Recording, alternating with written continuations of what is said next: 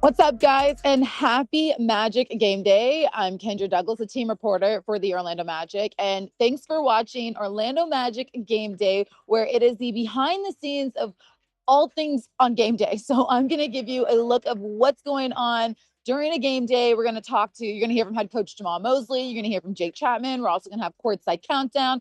We're going to see who's around that we can chat with, but make sure that you guys are subscribed to all of our channels and that you guys lock in to this Orlando Magic Game Day live stream. As you can see on the side are times where all the players will be warming up. So if you want to catch one of your favorite players warming up before the game starts tonight, just look on the side and that'll tell you the times. So for now, let's go around and see who we can chat with, see what's going on around here, see who we can talk to before we hear head coach Jamal Mosley, shall we? Okay, so I feel like we should talk with our friend Josh today. I don't know if you guys have met Josh yet. If you're on the Orlando Magic website for all of the columns you see the one, the only, the amazing Josh Cohen writing. Nice words. Right? That was nice. Know, maybe a little much, but I appreciate it. Josh, this is one of those games where we've seen the team play so far this season.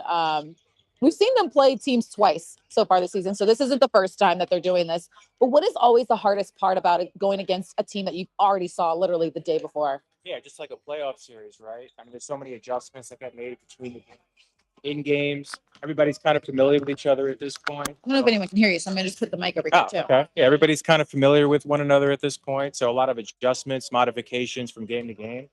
But especially with those last few minutes of the fourth quarter, you hope that momentum will kind of shift over to this game. Yeah, no, you sure do. The hard-hitting questions I also want to ask you, Josh, is Uncrustables are a big thing for the Orlando Magic. Ooh, TJ just looked because he knows. Which one is your favorite Uncrustable? Have you tried the strawberry? And what are your thoughts? Or do you like the grape? Well, to be honest, I am not one to typically get an Uncrustable. Whoa. If I'm going to have a peanut butter jelly, it's got to be customized to my liking. So for me, it's me basically just creating my own. Oh. No disrespect to Uncrustables and those that like them, but that's just not my style. So I'm gonna have to pass on that one. I don't know. Okay, well, you were horrible to ask this question, so shouldn't have asked that. Okay, one thing I do want to talk about, and one thing that we talked about today on the Orlando Magic group chat was Mac McClung. Broken thumb, still had 30 plus points in a game. What do you like about this guy? I mean, Mac, and he's going to be available tonight. Well, obviously, I love his dunking ability. That's what stands out most clearly based on his performances the last 3 years at All-Star Weekend. But yeah, no, we've seen him obviously in practices, shoot-arounds, things of that nature. Of course, in the G League.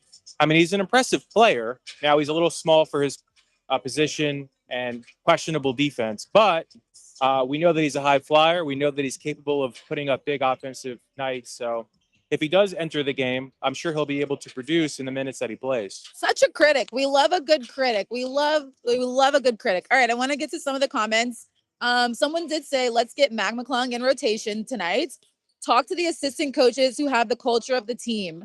I don't know. I don't think any assistant coach is going to talk with me today. That is something we're going to have to give the assistant coaches a heads up on, because I do not see that happening. They are locked in. As you can see on the group chat, as you can see in the video, they are locked in to helping the guys get better and warm up out here for tonight's game. So I don't know if we're going to get an assistant coach. That's a heavy ask, right? Well, they're usually pretty preoccupied at this point, warming up the guys, things of that nature. But you never know. They get breaks in between, when players come in and out. So you might be able to get one of them in between. We'll see. Okay. Must win tonight. Bother Corey Joseph right now. I know. I would love for us to bother Kojo in the moment and just get some attention from him. Let's get some. Well, because he's already on the warm-up list. Let's see if we can. Let's see if he'll just say hi. He's trying to ride that momentum from last game. Yeah, ride the momentum from last game. Let's see what he said. Let's see if Kojo gives us a spark of energy as we get on the court. So we're gonna watch. Oh, he's all the way on the other side, guys. I wasn't fast enough. I'm going to let you guys watch Kojo warm up real quick, and then we'll see who else we can talk to before we get over to head coach Jamal Mosley. So, yeah, let's watch Kojo.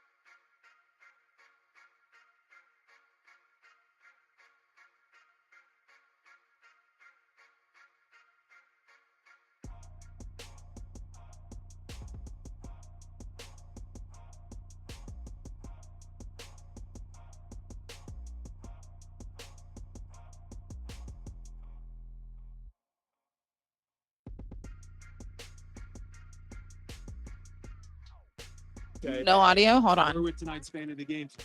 Oh, here we go. Sorry, guys. Little bit of a malfunction. Something like that. All right. Is this pre-recorded? This is No, this is live. We're doing the live thing, and we're doing the whole. This is so loud. I am. Stuck right now. You are getting stuck right now. This guy. I know. I'm sorry. Next time we'll come to you, Norm. We actually want to see what you do. Okay. Did you know Norman's a model? Is he? He's a golf model, professional golf model. No, I'm being serious. If you've seen his line that dropped, he's a professional model. Yes. Okay, well, now we know that I have to ask him more questions about him being a golf model. He'll totally kill us. Anyway, so we have a woman DJ here with us today. Tell us a little bit about her. So this is DJ MK, who I've known for years. She actually used to work with me at the radio station. She's super talented. Her musical knowledge is like A1, all genres of music. And she's been actually doing this here for International Women's Day, I think, for the past 5 years. 5 years. So she's gonna play this today. But definitely follow her on IG and all that. It's I am DJ MK. I'm DJ MK, but super talented. You're gonna get a taste of her later. I don't know if they'll still be logged in live or whatnot, but she's gonna be doing her thing. I love that we have a woman DJ today here as we are celebrating women's history, celebrating International Women. How long have you been DJ? About 15 years. Oh, wow. And what is your favorite part about it? And just how exciting is it that you get to be like in the spotlight today? I mean, this is the favorite part, that you get opportunities to play on NBA courts and basketball games and all the things. I love it. I love it. I can't wait to hear you on the 1 and 2s over here. Let's say one more thing about her. She's super versatile. Like from NBA basketball games to college footballs, high school football games, art events, all kinds of things. I've never seen such a multifaceted female DJ as such. She's amazing. I love that. I love that. I love that. Today's a good day to have it. Thank you guys for joining the live. Looks amazing. Thank you. Thank you. Thank you. We're going to head over to listen to head coach Jamal Mosley and listen to him.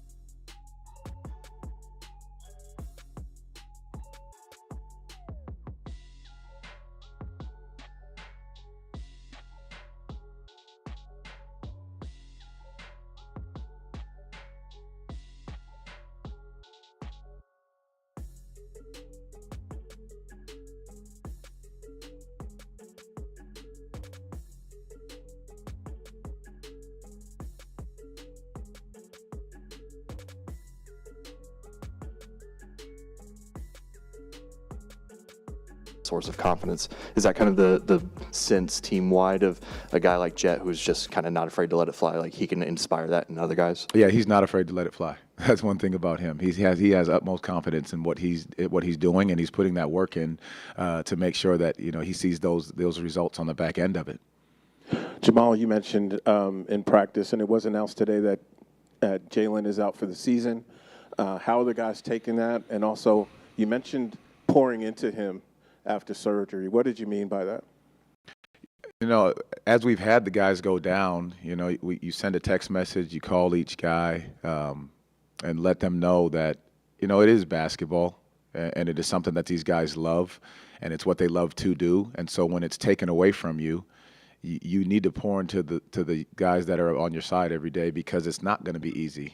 There is tough times through rehab, tough times through the surgery, but your ability to have those around you pour into you by phone calls, text messages, understanding exactly that the guys that have been hurt can relate to what you're doing, so you don't feel like you're on an island, because everybody's gone. We've had a lot of guys go through it. So there's an understanding, and when you have people next to you that understand what you're going through, you don't feel like you're on an island. And that's a big portion of what I meant when it comes to pouring into guys. Jamal, the Raptors kind of present two different ways when Jakob Poeltl's on the floor versus off the floor. He's on a minutes restriction, so you get to see a bit of both. What does it feel like from an opponent point of view when he's there and he's in the lineup versus when he's not? I think his ability, he does a great job defensively first, protecting the rim, sitting in the paint, holding off, making sure that you're not allowed to get downhill as fast, and the pick and roll, mixing up whether he's up at the level or he's dropped back. I think those are big pieces at the rim. Offensively, his ability to play in the pocket, he does a great job, a little touch floater around the rim. I think those things are very good for them to be able to have a presence down there at the rim. Through the season and the injuries that have presented themselves, your guys have been able to rally themselves, and that has showed its way through defense. I'm wondering what your ask is for the rallying to take place offensively for your group as well right now. I really do think it's by committee. We've said it before. We've probably gotten away from it a little bit because, the ups and downs. But I think this group is just about by committee and by togetherness. Playing faster. We're going to have to push the basketball to get out and go. So whoever's got that ball in their hands, they're looking to push it, throw ahead, look to get early, easy baskets. But I'll just keep repeating it, by committee, getting it done one way or the other, and allowing that defense to spark the offense, continue to share it, continue to move it, and continue to trust. With the absence of Jalen Suggs, who's the best defender on the team, who needs to step up to fill that void? I repeat probably the same thing I just said. It's going to be by committee. I think, Jalen's provided such an amazing spark for our defense, being the head of the defense when what you see coming down the court. So whoever's going to be guarding the ball, they've got to provide that spark. And whoever steps in the game off the bench, they've got to provide that spark. But for us, it's going to be by committee with the energy and the enthusiasm and the focusing on the game plan each and every single night. When you say play faster offensively, thanks, didn't see you, sorry. When you say play faster offensively, do you also mean cross the half-court line more quickly, even after making baskets? Yeah, just pushing the pace. I think you just have to push the pace, whether it's make or miss, absolutely. Thank you. Thank you all.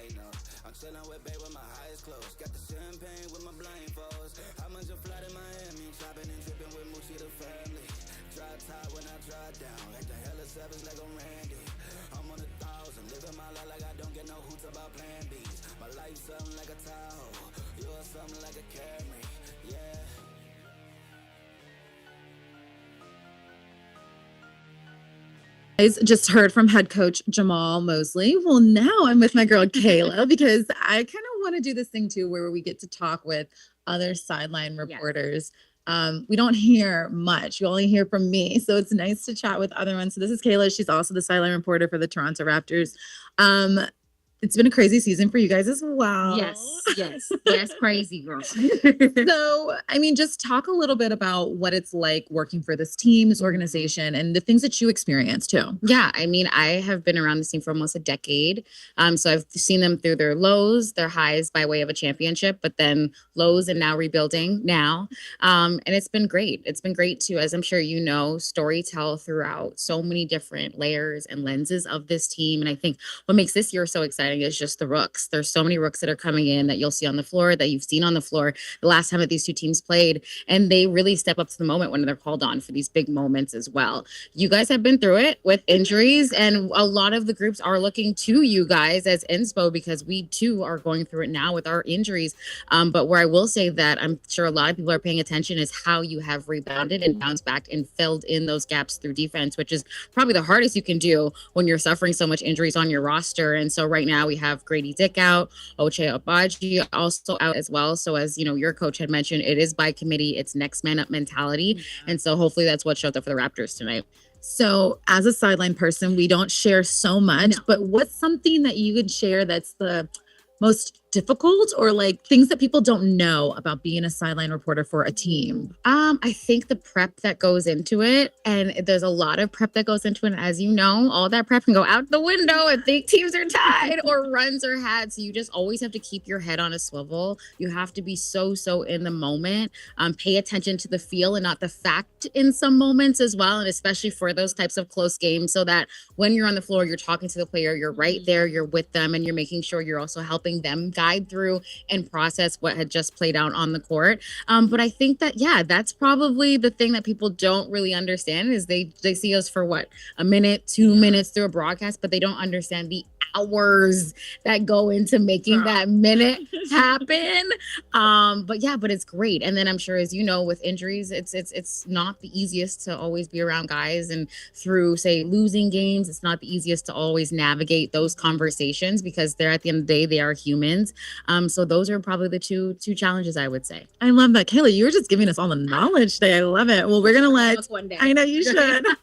We're going to let Kayla get to her head coach's interviews. Thank you for joining us on Orlando Magic Live, and we'll see you at the game. Yes. Oh wait, they don't know that like we don't wear our heels when we're doing this. We have Uggs on because we're running around like crazies. Exactly. Thanks, girl. I'll see you. Okay, that will do it for me because by the time we get to the court, you're not going to be able to really hear much. So go listen to Jake Chapman and the group. All right, bye guys.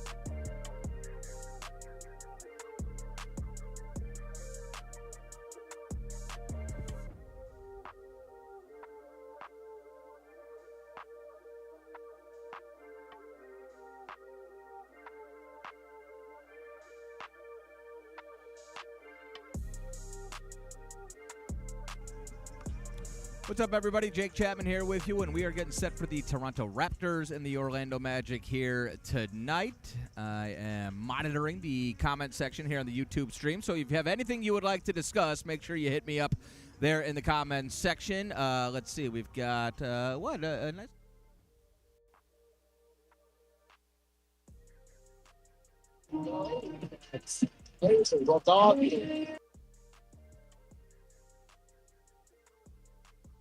On the comment section there on the YouTube stream. We'll have the broadcast tonight beginning at 6:30, the pregame show with Brandon Kravitz on our flagship station here in Central Florida, 96.9 The Game. If you're outside of the listening area, you can lock us in any number of ways. NBA League Audio Pass, you can listen on Sirius, and then if you are in Central Florida, it's FM 96.9 The Game. You can listen on the Magic app, or of course you can always listen on the iHeartRadio app as well. Magic coming off a tough one the other night. It was a 104-102 loss. Franz Wagner with a great look.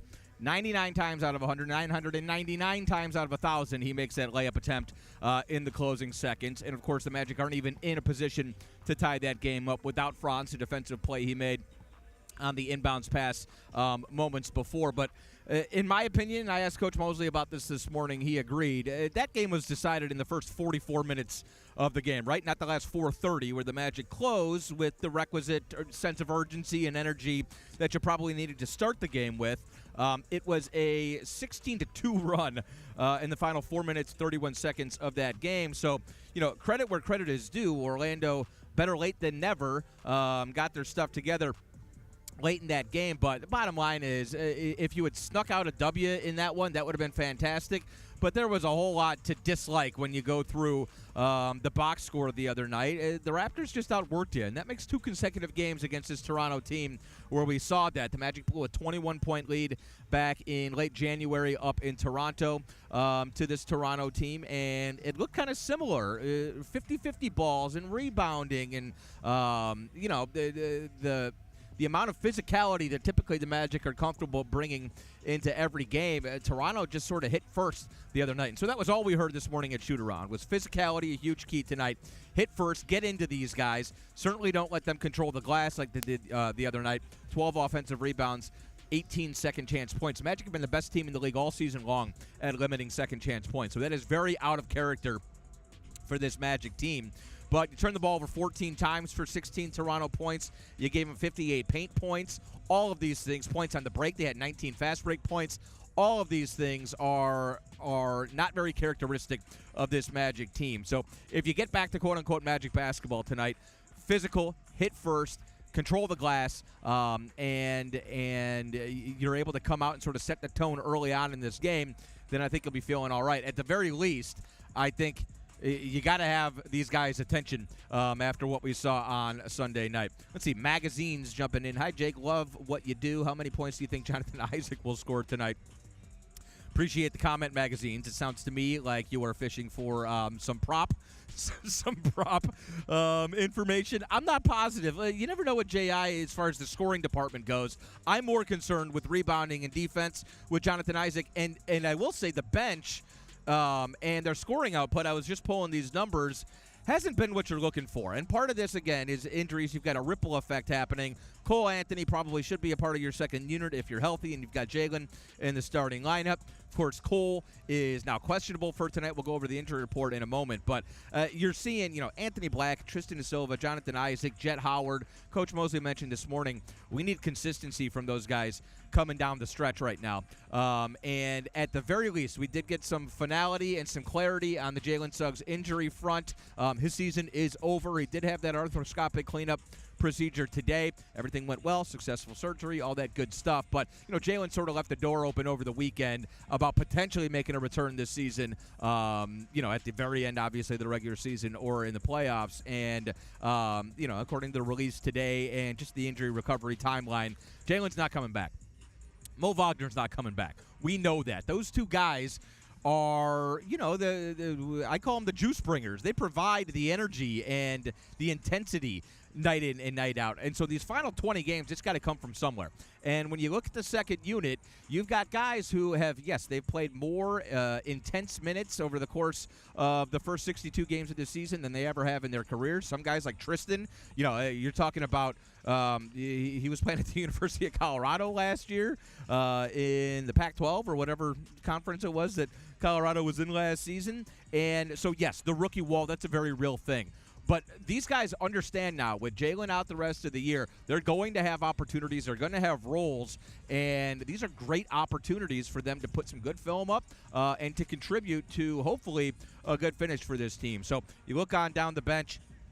Last 10 games, the Orlando Magic bench has been 18th in bench scoring in the NBA. They've been 19th in net rating in the NBA over the last 10 games. When you have a healthy Mo Wagner and when everybody is healthy and the roster is sort of constituted the way you envisioned, then you have some more options. But right now, whoever is coming off the bench and whoever's in that second unit needs to give a little bit of a spark offensively, because what we're seeing right now is way too much pressure being heaped on Paolo Banchero and Franz Wagner's shoulders. And if you don't have Cole Anthony tonight, that's going to be sort of another opening, whether it's Kenny, Wendell in the starting lineup, AB, Tristan, Gary Harris knocking down shots off the bench. We need to get some third and fourth scorers to sort of ease the burden a little bit as far as Paolo and Franz goes. Look, Paolo's numbers lately have been awesome. Last 8 games, Paolo Banchero is 4th in the NBA in scoring. He's at 27.6 points per game over the last 8 games. He's shooting 10.4 free throw attempts per night over the last 8 games. That is tops in the league, and he's making 8 free throws per night. That's second in the league, behind only Shai Gilgeous-Alexander. So Paolo, and I asked Coach Mosley about it here this morning, Paolo's seeing the kitchen sink, man. You got teams loading up on him. He's facing double teams, sometimes triple teams. There's always nail help waiting for him, somebody lurking behind the primary defender. So guys need to knock down shots, space the floor a little bit better for Paolo, and I think the Magic offense needs to find a little bit of a rhythm when all that attention is being paid to P. He's doing a really good job of diagnosing it, and this is always going to be a work in progress for young players, and especially young players who are getting loaded up on the way that Paolo Banchero is. But that should create compromise. It should create, unbalances elsewhere in the half court as far as the defense goes. So it's kind of a bit of a struggle right now, but you would think there's going to be opportunities here for second and third scorers to be able to knock down some shots and be able, hopefully, to get the offense rolling a little bit. It's just been a struggle all season long, but those looks are there. Make sure you keep them coming, and hopefully you're able to keep knocking them down. Let's dive into the injury report here for tonight. And as far as Toronto goes, looking similar to the other night. Won't have Ochai Agbaji. He's got a left ankle sprain. Jamison Battle's got a nasal fracture. Ulrich Shamche has got a partial proximal MCL tear in his right knee. Grady Dick added to the injury report, and they switched it up a little bit. There were a whole bunch of words that I didn't understand in the injury report this morning. The tubosity or something like that. It was basically a hip injury. Now they have Grady Dick listed as a hyperextension of his right knee. That is a lot easier for all of us to wrap our heads around, so we appreciate the Toronto Raptors communication staff. Still no Brandon Ingram. That left ankle sprain has kept him out since December 7th when he was still a member of the New Orleans Pelicans. Garrett Temple out tonight due to personal reasons. For the Magic, obviously Jalen Suggs out rest of the year. Trochlea cartilage tear in his left knee. Again, he did have surgery today. It went well. And so the team doctors expect a full recovery for Jalen, so that's the good news. Bad news is we won't have Jalen Suggs the rest of the season no matter what. Mo Wagner still out with a torn ACL in his left knee. Ethan Thompson and Mac McClung on G League two-way assignment, although Mac McClung is available according to the injury report here tonight. And then Cole Anthony, late addition to the injury report this afternoon, is listed as questionable with a strain in his left big toe. And if you recall, Cole last week had the hyperextension in the knee against Golden State. Cole's been a warrior all season long. I think if anybody's deserving of a night or two off, I'm sure that toe is not the only thing bothering Cole Anthony right now. He's been an absolute dog for this team. So if he needs a couple days off, certainly well-deserved. But then what happens? What does the starting lineup look like? You saw some great minutes late in that game, and I mentioned that 16-2 run to close out the game. That coincided with veteran Corey Joseph sliding in And just sort of in a pinch, giving you 10 minutes off the bench in the fourth quarter on Sunday night. He scored 5 points, had 2 rebounds, no assists, knocked down a couple free throws, knocked down a three-pointer as well. I'm not sure if the box score illustrates exactly what Kojo meant to this team. Bottom line is the Magic, without Jalen and now without Cole, you need help just getting organized. Paolo and Franz are going to have the ball in their hands no matter what, but certainly it always helps to have a floor spacer on the floor with them, and Corey Joseph can be that guy. But getting the ball up, getting into your sets with closer to 17 and 18 on the shot clock as opposed to 12 or 14 on the shot clock, that's very valuable when you're talking about over and over again over the course of a game. So I doubt we'll see Kojo tonight for 30 minutes, but if there's a hole in the starting lineup, maybe he slides in. You keep the second unit sort of as is, or at the very least, I would expect if Cole Anthony doesn't go tonight, and again, we'll know after he goes through his shooting slot, Cole is dealing with a toe injury. I think it opens the door to see some Corey Joseph minutes here tonight, and certainly the Toronto, Ontario native acquitted himself very well on Sunday. I think at the very least, you got to get him on the floor and see if he can provide a bit of a spark, or if nothing else, just can knock down some shots for you and space the floor a little bit better. Let's see here. We got some comments coming in. Jay-Z says, beat the Raptors so bad. Come on. Look, this Raptors team, you're right. I mean, 19-42, they haven't exactly lit the world on fire, but they play hard. They play physical, and they've got some matchup issues for us. Emmanuel Quickley, I think, provides problems on the perimeter. That quick first step is really difficult to try to stay in front of, and then when he's already in the teeth of your defense and creating from there, you've almost already lost the battle. Coach Mosley mentioned this morning that, a big key tonight is hitting first, and that is in the basketball game, sort of from 30,000 feet, getting off to a good start. That is when a shot goes up, you got to hit first, and you got to make sure you're boxing out and getting hands and forearms and bodies on bodies and making sure you keep them off the offensive glass. But then also with Emmanuel Quickley, you got to hit that guy. You need to get into him. You need to make him uncomfortable out on the perimeter. It's kind of like with Steph. You want to make sure you're attached to him at all times, and if you're already losing track of him 28, 30 feet from the bucket, he's going to get to where he wants to get, and he's so good with his in-between game, the floaters. He had a whole bunch of second half kisses off the glass the other night, tough angles, and then creating for his teammates as well. So that's a matchup that we've struggled with. And then the other one is Jakob Poeltl. And shout out to Dante Marcatelli. He pulled these numbers this afternoon. Jakob Poeltl played 18 games in his career against the Orlando Magic. He is shooting better than 75% from the field. That's the best ever. And of course, you need to put some limits on minutes and make sure you have guys who haven't just played 5 minutes and went 2 for 2. But with a pretty low threshold of games and minutes played against the Orlando Magic all time, nobody has ever shot the ball better than Jakob Poeltl. 18 games played, 75.2% from the field. You got guys on this list like Corey Blunt, Mason Plumlee. Let's see here. Jarrett Allen, Rashawn Holmes. So not exactly household names. I guess Jarrett Allen a little bit. But Jakob Poeltl, no matter what, is always going to be 6 for 10, 8 for 10. It feels like 7 of 8 against the Magic. He's a great shot blocker. He's a great offensive rebounder as well. And he was in the middle of just about everything the other night. So trying to limit Poeltl is a big key. And then one of the most disappointing things about the other night, and this will be the last matchup we discuss, is Magic did a phenomenal job on Scotty Barnes on Sunday. He finished with 10 points. Guy averages almost 20 per game for the season. Let's see, he had 3 boards and 4 assists. Those are way off his average. He averages over a block a game and over 1.4 steals per night. So the Magic had a good game plan and were able to put that into practice against Barnes the other night. Ideally, you're able to replicate that, but we know Scotty Barnes is a fantastic young player in this league, still just 23 years old, but he's had some great performances against the Magic. So he might be a guy that you might not be able to contain as well as you did on Sunday, but if he gets it going, you just need to limit things elsewhere. I think you allowed a little too much bench production the other night from this Toronto team. RJ Barrett got 22 points the other night. He was efficient, 7 of 13 from the field, but it was really quickly. 17 of his 24 came in the second half the other night. He had 11 in the third quarter, and that was sort of when the game got away from you. So ideally, you're able to keep Quickley and Barnes a little bit under lock and key here tonight.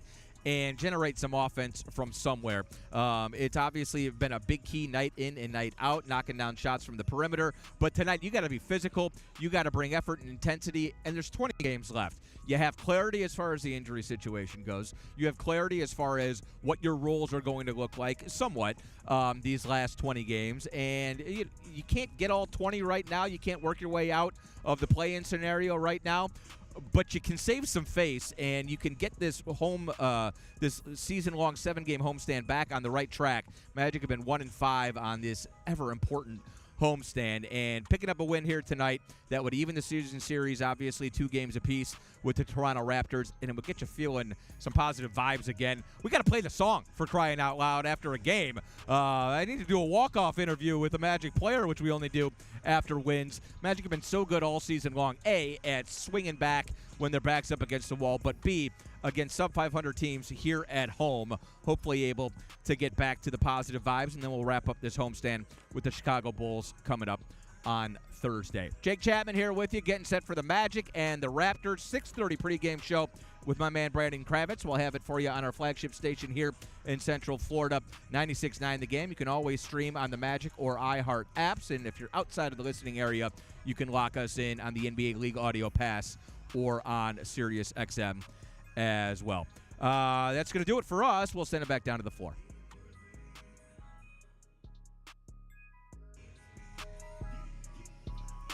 Thanks, brother.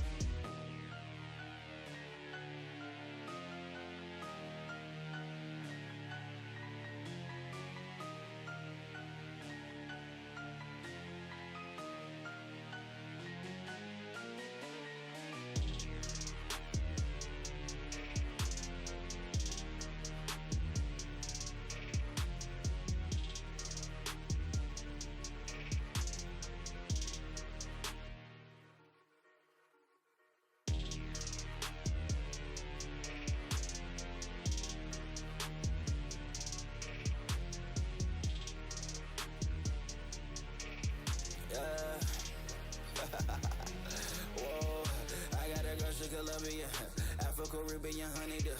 Whipping out Abels, no condiments. From Barranquilla, no argument. She going hard like a gallo. Don't care what they say, hella fight, no. I'm chilling with babe with my eyes closed. Got the champagne with my blindfolds. I'm on a flight in Miami. Shopping and tripping with Moochie the family. Drop top when I drop down. Like the hella savage like I'm Randy. I'm on 1,000. Living my life like I don't get no hoots about plan B's. My life something like a Tahoe. Yours something like a Camry. Yeah.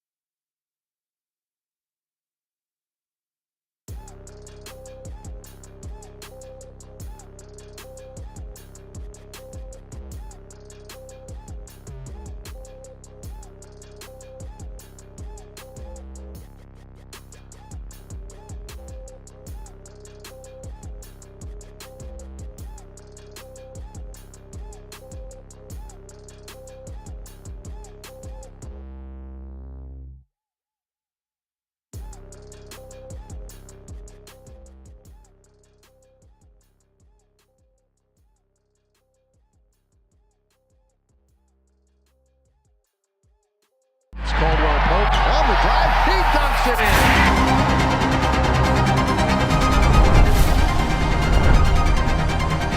15-foot jumper, it's good. Using a screen and a crouch over the top to Howard. Open three-point shot. Bancaro attacks and dunks it in. And the foul.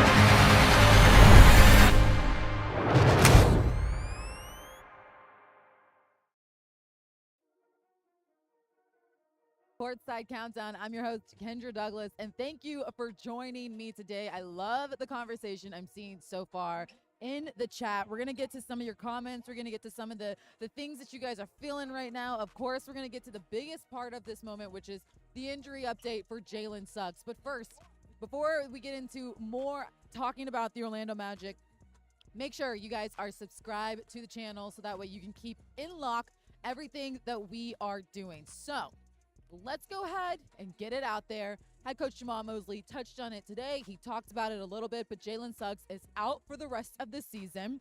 He underwent his surgery today to remove that loose remaining cartilage fragment in his left knee. Successful surgery, but no Jalen Suggs for the remainder of this season, which is a blow for this team. And we know that. We know that, guys. He brings the spark. He brings the energy. But now this is an opportunity for guys to step up. This is a chance for them to get more minutes, to have more opportunities. So everyone has to look at this. So no Mo Wagner out for the season. No Jalen Suggs out for the season. But you still have a great team that is still in the playoff hunt, looking to help out wherever they can. And that is exactly what this team is going to have to lock in and do. So I want to get to some of your comments before we talk about the game on Sunday. A lot of you guys were mentioning, you guys love Jake and what he's doing. I love that too, because I honestly was listening in on the YouTube, listening to Jake, what he was saying. He's so good, so catchy. So shout out to Jake Chapman and everything that he provides and offers for the radio part of this live.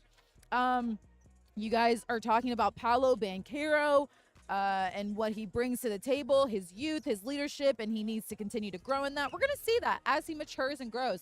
This is a young guy. He's year 3, so it's going to continue to grow for Paolo Banchero. But so much energy and so many opportunities out here for this Magic team as they're going to look to bounce back. So let's talk a little bit about that game on Sunday, because the Magic, they were aggressive for certain parts of this game, and that's what you really love to see from this team.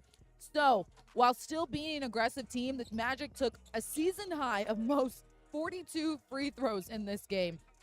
Even when the Magic were down 13 with just minutes ticking away, they still scored 11 straight points. The Raptors, they ended up going on a 23-3 run to build that 19-point lead. But still, the Magic, they dug deep to find a way to tie the game up to those final seconds, which we saw a well-drawn-up play that allowed Franz Wagner to be in a position to put the game away. But they just came up short in this one. I thought it was interesting. Paolo Banchero also mentioned, too, this isn't Franz's fault. This is not Franz's fault at all. That is not the reason why they lost that game. On a regular night, he would be able to take that shot.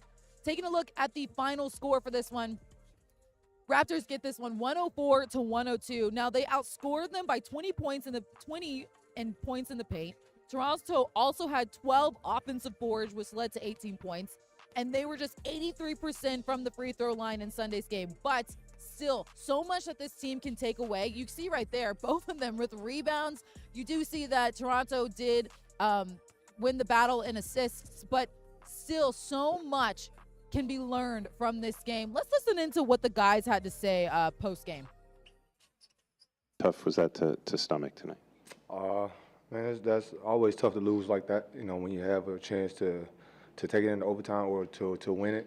And we had the opportunity. Unfortunately, it didn't go through. But we thought we executed that play, well and got the shot that we wanted.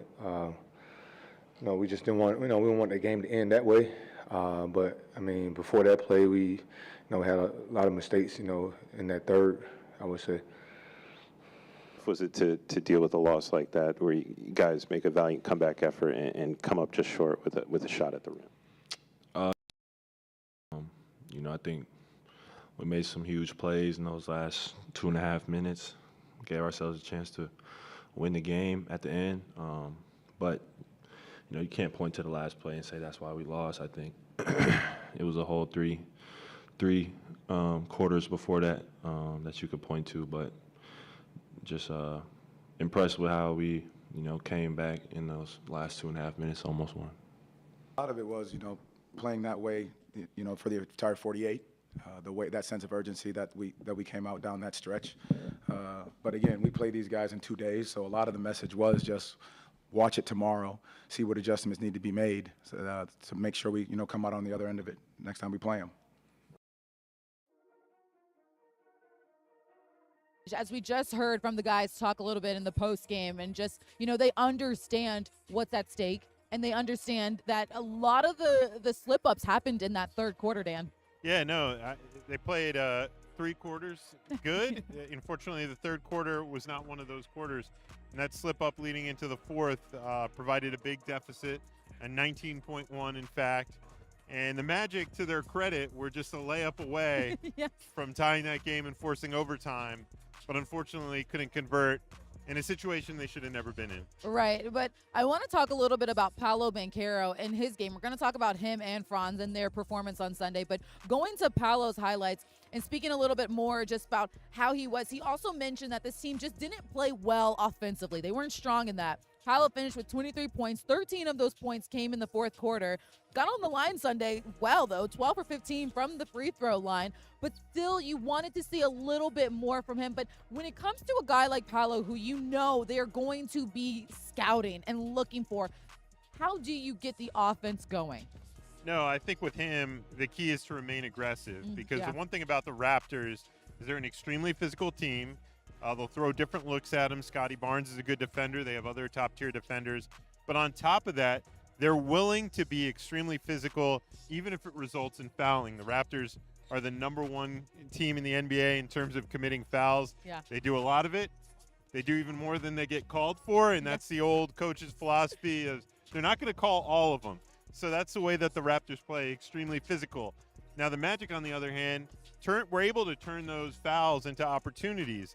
They had 42 trips to the line. Yep. They made 35 of them. If they could do that again, that's a recipe for success because that's 35 free points that you'll take and that's a way to manufacture offense. Speaking of that, you had Franz Wagner, who was perfect at the line, and in his performance too, he led the Magic in scoring in that game. 9 of 17 from the field. The team all attributed their third quarter, though, as they lost their groove. Quickly had 11 points in that third quarter, while Franz and P combined for just 8 in that. Still aggressive, though. You still love what you got to see, especially out of Franz Wagner. And you hate that he wasn't able to make that layup.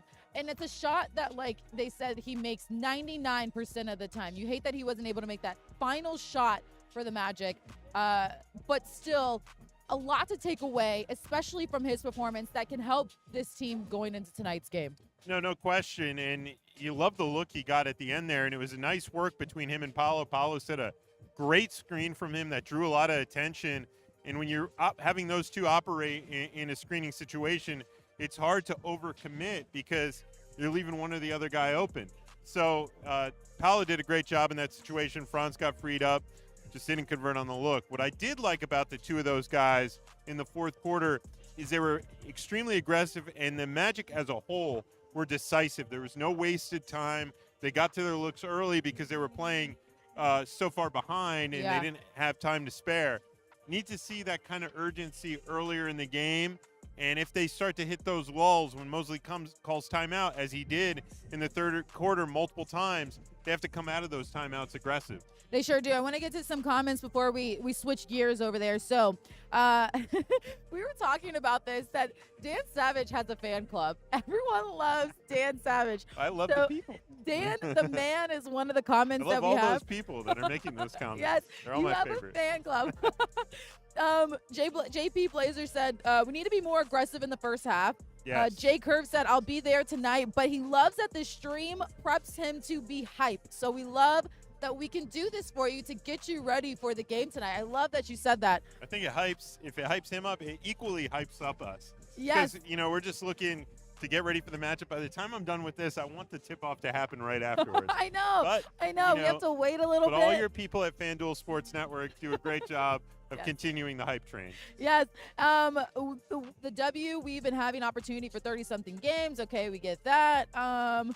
So I want to talk a little bit, too, because we know that Cole Anthony is questionable for tonight. We know Jalen Suggs is out, but you hear of guys like Mac McClung. I'll keep looking at my phone. We'll keep looking at our phone. We're going to refresh. Nothing yet. Nothing yet. So we're going to keep you posted on that. But in the meantime, you have a guy like Mac McClung who just came off of breaking his thumb and then still poured in 30-plus points for Osceola. You got to love what he's able to do for that team, but always the position to stay ready no matter when he's called or when he's sent back down.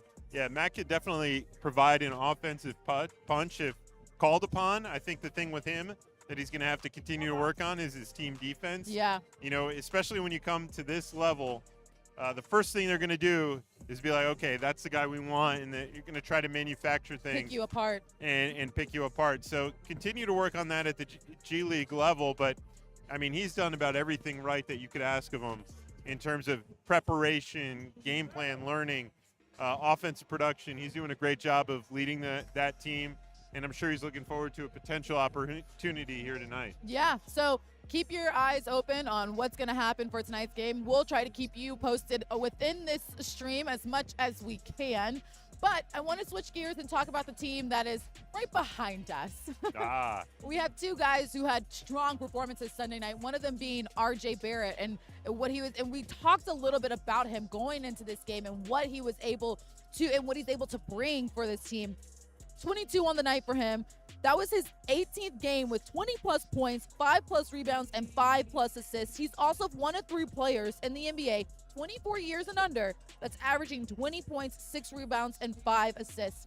Dan Savage, I got to ask you, how do you stop a man like this tonight? We got to do with RJ quickly and Scotty Barnes to slow him down. You have to stay in front of him. You can't give him easy looks to the basket. And Jamal Mosley touched on it in shoot-around. We have to do a better job in terms of game plan of knowing where we want guys to get shots. Yes. Look, you can't take everything away, but you want to take the three-point line away, and you want to take away looks around the rim and force guys like that into difficult two-point mid-range field goals. And, hopefully the Magic could do a better job of that tonight, forcing them into those zones where they want those guys to be taking shots. For a second, it looked like a basketball was coming at you. I guess maybe the Raptors are hearing our game plan right now, and they're like, They stop don't want talking. us spoiling all the secrets. They don't want us spoiling all the secrets, so I thought I was going to have to guard you real quick. I don't know what I was going to do, but... Quick hands, cat-like replay. Right? Cat-like replay. But you just mentioned quickly as well, a guy who, I did not expect him to go off like that, like he did. And what he was able to just accomplish with his teams, 24 points, 4 rebounds, 4 assists, 2 rebounds. He's now led the Raptors in scoring 7 games this season. I mean, you just mentioned slowing him down.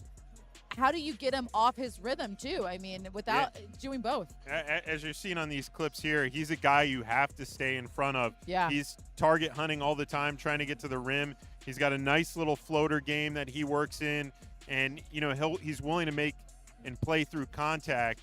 So he's a guy you have to stay in front of because, as his name suggests, he's got a quick first step.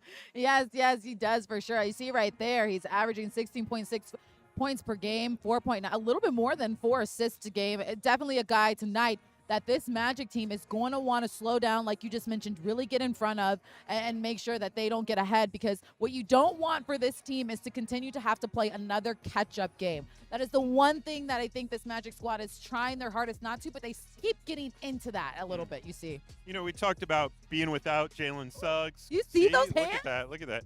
Well, the one thing we know about the Raptors right now is they're not having the highest shooting percentage, so hopefully that carries into the game. But on top of that, the one thing the Magic have to do if you're not going to have Jalen Suggs, you're not going to have Mo Wagner, 2 big energy guys, is you have to get out to early leads and really have the crowd be the 6th man and bring the type of energy that Jalen and Mo are giving you. If you're playing from behind and playing in some of those coast games and playing in a slog fest like this team likes to play in, the Raptors especially, with a lot of high fouls, you're going to suck the energy out of the environment. So hopefully the Magic can take advantage of that, construct some offense early, get this crowd in it, and that can help alleviate some of the energy issues that we've been seeing. It sure would be nice. I know Jay Kerr said that he's going to be at tonight's game. It would sure be nice to have loud. I know, Orlando Magic fans, just get loud for everybody. We need it. We need the energy. We only have one more home game left before we get on the road. So, yes, we need Magic fans out here to just give that spark, that 6-man energy that you were just talking about. I want to get to the best part of the show, and that is your storylines, Dan Savage. Let's talk a little bit about what to expect for tonight's game. Number 1, live at the line again. 42 free throw attempts was a season high. Yeah. 35 makes was also a season high. You could do that again. That sets you up for success. Patrol the paint. One thing the Magic didn't do well was keep those guys away from the basket that we talked about. Quickly, R.J. Barrett, who's going to be hunting to the rim. They were able to get 58 points in the paint. That's way not the Magic standard. Got to get back to the way that they play basketball there, and then be the more physical team. As we talked about, the Raptors play physical. They're going to try to move you off the spots.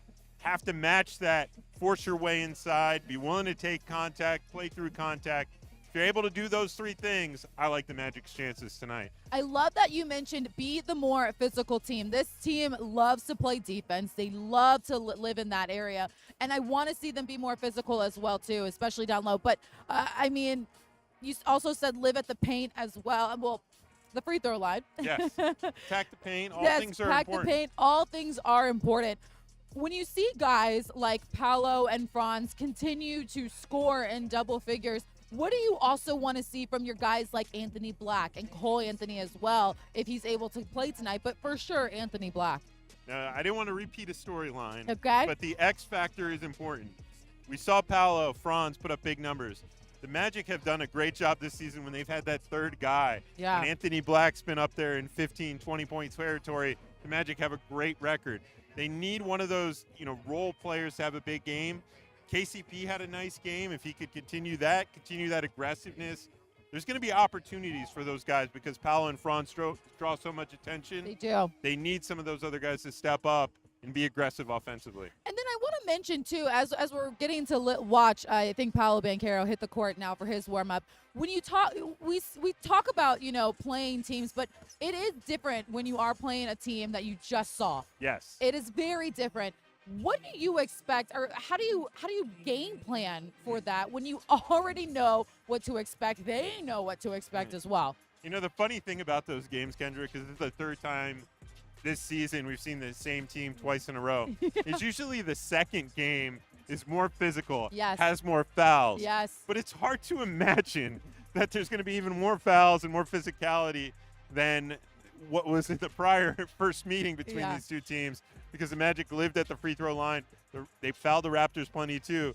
But that's what you have to be prepared for, is a slogfest. And what the Magic need to do is establish themselves early. It'll take the Raptors out of some of the things that they like to do.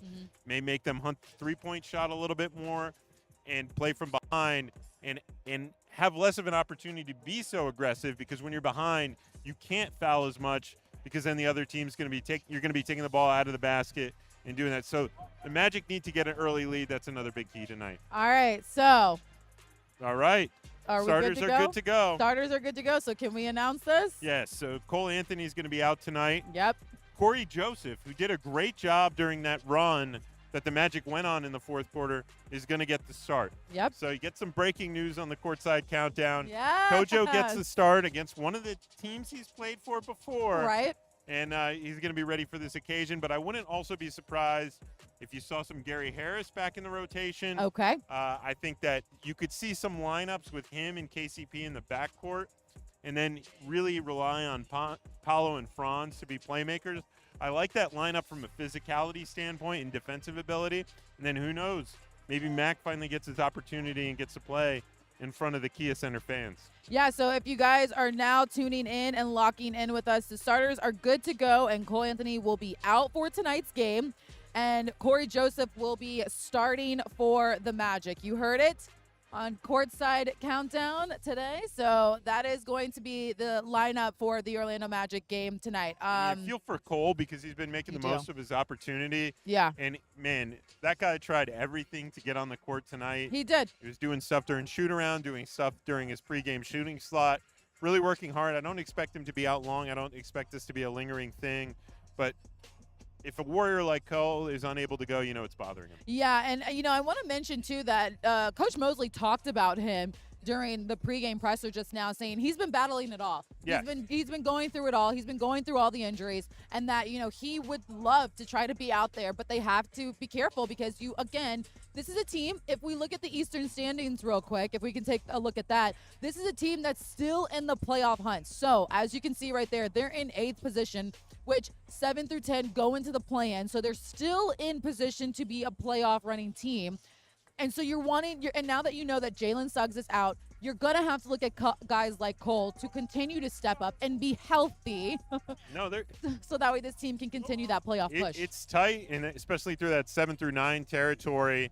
And one thing about all three of those teams right there is they're all Southeast Division teams. Yeah. And you want to win your division. That's where it starts. Mm-hmm. That's where it puts yourself in a good position. You put yourself at the head of those three teams and then hope to climb some more of the standings there. But at the very least, if you find yourself in play-in territory, you know you'll be at home regardless of the situation for 1 or 2 games. And that's paramount if you're going to be in the play-in. Yeah, I'm going to get to some comments. Thank you, Kendra and Dan, for telling us what's going on. Oh, wow, Kojo. Yes, Kojo's in the mix tonight. McClung will get the arena hype. I think the presence of Mac McClung will get the arena hype. He just adds so much energy to this team. Paolo will get the arena hype. Everyone's going to get the arena hype tonight in this game. Let's take a look at the upcoming schedule for the Orlando Magic, because we have one more game left here in the Kia Center before we hit the road. So the Magic will take on Chicago on Thursday, and then we will get on the road for a 10-11 game trip. It's going to be a long one. Days. Sorry, not game. It feels like 10 or 11 like games. Right. That many days. Days. Don't put that out there. I know. My bad. Days. But you saw they're going to take on Milwaukee, and then they're going to take on Houston as well. So those will really be 2 big games, too. 2 big games you're going to want your guys like Cole Anthony to be healthy for. Oh, absolutely, because Milwaukee is a tough task. Yeah. Always a hard place for Orlando to get a victory. If you look at the numbers there, it's been a while since they've rattled off a few victories in a row. And Milwaukee, and then Houston, that was in a tough environment last year. The Magic played there for the Rockets home finale, and that crowd brought it. And we've seen since then the progress that the Houston Rockets have made. And so you got to be ready for that. So what do you have to do? Just take care of your business at home before you go on the road and play some tough opponents. This game, I don't want to say it's a must-win because every game is a must-win, but I think this game for sure is one that this Magic team's is going to want to get, especially here at the Kia Center, especially since there's just one more before we head on the road. It'd be great to just get on the road with 2 wins under the belt. Yeah, no, there's guys have talked about. I think Wendell talked to reporters post-game, talked about playing in desperation mode. Yeah, urgency. Franz Wagner said, that means playing with a heightened sense of urgency. So a lot of guys are talking about it. Now I got to see it translate from tip-off on the court. Yeah. All right. So that'll do it for us. Final thoughts, Dan Savage, for tonight's game. We talk about being physical, and what I really want to see this Orlando Magic team do. There's a kiss of death from that graphic. That's 3 times the questionable guy has gone out with that graphic. But no, what you really want to see the Magic do is be the more physical team and hit them right off the jump. Send the message. Yeah. Really strike them. Get some early offensive rebounds. Do the things that the Raptors did well to them. Go into the basket. Attack that. I don't want to see another Jakob Poeltl offensive rebound tonight. Be the aggressor. Hit first. And send a message to both the Raptors and the Kia Center crowd that we are in desperation mode and want to rattle up some victories. I love it. I love that energy. I hope the team is listening to Dan Savage right now because he is the hype man of this team. All right, that'll do it for us on Courtside Countdown. Thank you guys so much for just locking in, sticking with us, especially on this Orlando Magic Game Day stream. I hope you guys have enjoyed it. I hope it's gotten you hype because we're going to be doing this again on Thursday. So we will see you Thursday, but now it's your time to take the time to switch over to FanDuel Sports Network, your home for the Orlando Magic, to check in Dante and the crew before they get you ready for tonight's game. So thank you for joining us and go Magic.